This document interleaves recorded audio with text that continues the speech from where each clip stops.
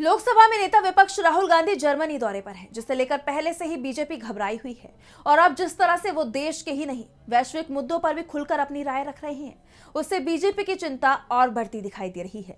इस बीच अब राहुल ने जर्मनी के पूर्व चांसलर ओलाफ स्कोल्ज से मुलाकात की है और कई अहम मुद्दों पर चर्चा की।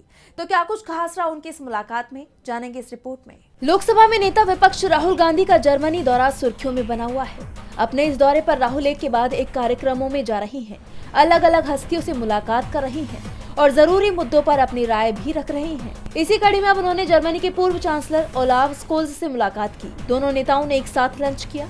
इस मुलाकात की तस्वीर शेयर करते हुए कांग्रेस ने अपने सोशल मीडिया पर बताया कि दोनों नेताओं ने वैश्विक मामलों, व्यापार और बदलती दुनिया में भारत जर्मनी संबंधों को मजबूत करने के बारे में विस्तार से चर्चा की।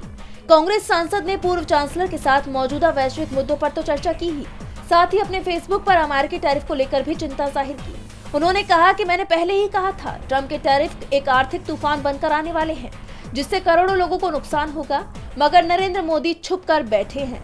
आप जानते हैं कि राहुल गांधी 15 दिसंबर से जर्मनी के दौरे पर हैं। इस दौरान उन्होंने भारतीय प्रवासी समुदाय के साथ वक्त बिताया, इंडियन ओवरसीज कांग्रेस की तरफ से आयोजित कार्यक्रम में भाग लिया, अलग अलग मुद्दों पर चर्चा करने के लिए समुदाय के सदस्यों से मुलाकात की। उन्होंने BMW मुख्यालय का भी दौरा किया और भारत में मैन्युफैक्चरिंग सेक्टर में आने वाली समस्याओं को लेकर अपना रुख भी साफ किया।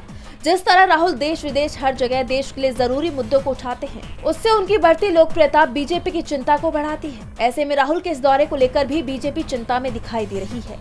DB लाइव की रिपोर्ट।